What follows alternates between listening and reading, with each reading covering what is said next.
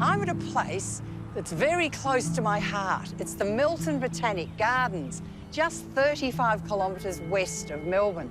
I'm honoured to be the patron of the gardens, and it's a privilege to come to visit these gardens to see them growing to maturity. They were only planted 11 years ago.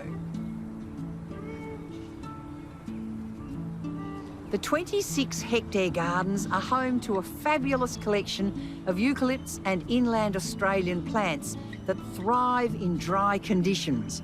Plus, there's a selection of splendid locals. Hello.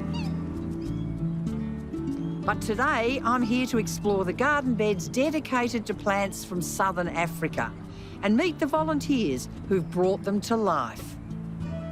Hello. Hi. Hi, Jane. Thanks for bringing a bit of South Africa to Australia. That's wonderful. Oh, we love doing that. Ella and Steve Parker are crazy about plants from southern Africa.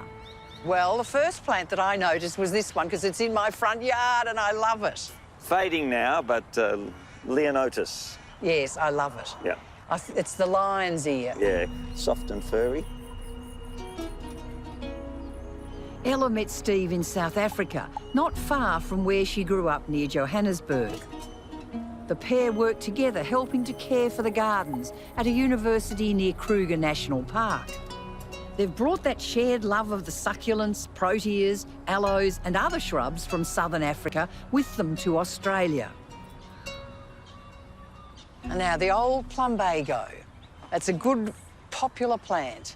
Very, very popular. And this one is a deeper blue than the one that, Yes. that I knew when I grew up in South Africa. So it's very nice, and it contrasts very well with the white plumbago, which is a new find for us. It looks good. It adds a bit of colour for a very long time, Yes, doesn't it? It does, yeah. It does. And they get quite sticky. And the kids in South Africa pick a flower off and stick it on their earlobe and pretend they've got an earring. You got one? You don't do that now, though, do you? No. No, all right. This is in the hibiscus family, most definitely with a flower like that. Yes, yes. This is a Cape Mallow, an Anisodontia africana. Yeah. And they're very, very easy to grow, and the bees love them. Ah, very good reason to have one in the garden. Yes. Aha, no South African garden would be complete without a protea. That's right. And this is a Protea repens, the common sugar bush, the white variety. And why is it called a sugar bush? Oh, the birds, the bees love it because of all the nectar that comes from it. It actually drips nectar at some stages.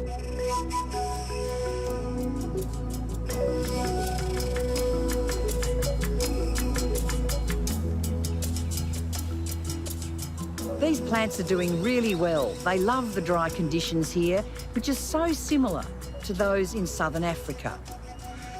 You've got an absolute forest of carsonias here.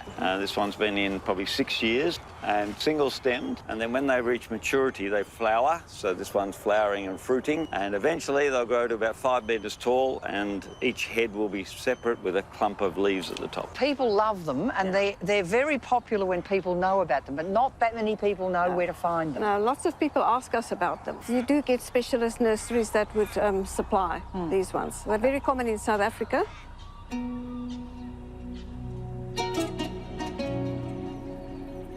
About what we'd like here. My old friend John Bentley is president of the Friends of the Melton Botanic Gardens. And what do you like about South African plants? The form, structure, colours, and they fit in really well with the rainfall that we get in Melton, which is only 450 millimetres of rainfall a year. So for people out there in a very expanding housing development area, that's a great idea so people can see what you can grow in low rainfall areas. So people want sometimes more than just Australian natives. Yeah.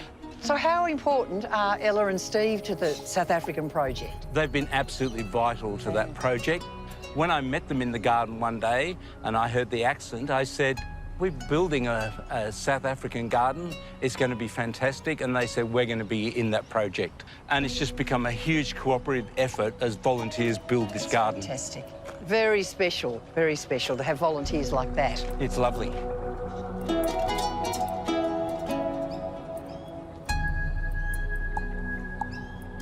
How often do you come to volunteer? We come every Saturday morning and extends into the afternoon. OK. So, you comfortable there? Now, tell me about this amazing red tree. This red tree used to be a beautiful eucalyptus tree with a lovely crown, but it died, and we decided that we'll ask the council if we could have this painted red, because we like the red colour of the aloes, and it became a focal point in the garden. Aren't they unusual? They are very. Buds will expand like that and make a big blob at the top. That's I like love how a green one. It looks beautiful. It looks like it's something belonging to a pond or in an aquatic situation. Yeah. Almost like a coral. Beautiful. Yellow one is a beauty.